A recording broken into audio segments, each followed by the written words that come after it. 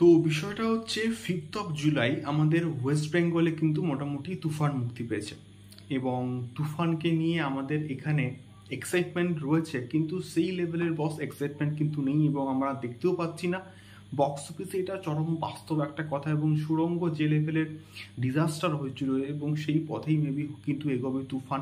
এটা কেন এক্স্যাক্টলি হচ্ছে এবং এটাকে নিয়ে আমি ডিটেলসে একটা ভিডিও করব এবং করাও উচিত বলে আমি অ্যাটলিস্ট মনে করি।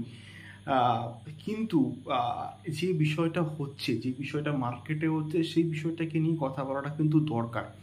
এবং সেই বিষয়টা হচ্ছে শাকিব খানের একটা হিউজ লেভেলে কিন্তু ফ্যান বেস আছে এবং যারা শাকিবিয়ান্স তারা শাকিব খানের মানে অন্ধভক্ত এবং তারা চায় শাকিব খানের যে কোনো ছবি প্রচণ্ড সাকসেসফুল হোক এবং এটা বাংলা সিনেমা হিসেবে আমিও কিন্তু সাপোর্ট করছি।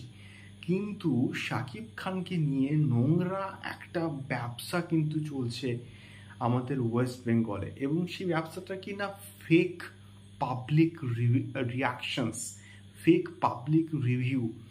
তো এই একটা ভিডিও আমার কিন্তু চোখের সামনে এসছে, তারা মোটামুটি ট্রেলারটাকে মিক্সড করেছে এবং তার সঙ্গে সঙ্গে অনেক দিন আগেকার একটা পাবলিক রিয়াকশনসকে কেটে কেটে এবং তার সঙ্গে সঙ্গে ব্যাকগ্রাউন্ডে ভয়েস ওভার দিয়ে এবং তার সঙ্গে সঙ্গে অনেক দিন আগেকার একটা পাবলিক রিভিউ, সম্ভবত সেটা হাওয়ার হতে পারে বা অন্য কিছু হতে পারে, বাট এটা যে এক্স্যাক্টলি তুফানের সময়কার পাবলিক রিভিউ নয় এটা কিন্তু আমি মানে কনফার্ম। এবং সেই বর্তমানে ভিডিওটা ইউটিউবে আছে কি নেই আমি কিন্তু জানি না, বাট আমি কিন্তু গতকাল দেখেছি এবং গতকাল রাতেই কিন্তু আমার এই পার্টিকুলার টপিকটাকে নিয়ে ভিডিও করা কিন্তু প্ল্যান ছিল, বাট করে ওটা হয়নি, অনেক রাত হয়ে গেছিলো এই যে।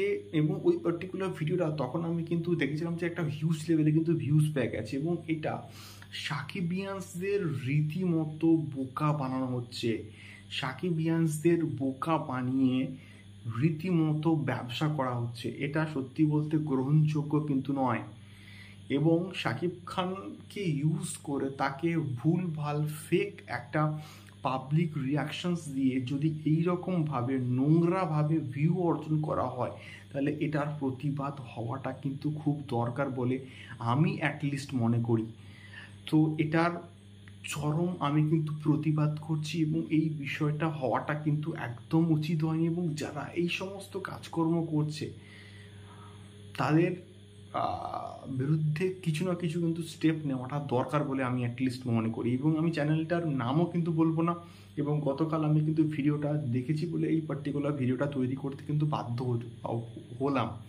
তোমাদের কি মতামত এবং তোমরা এই সমস্ত চ্যানেলকে প্লিজ সাপোর্ট করো না এবং এটা আমি চাইবো।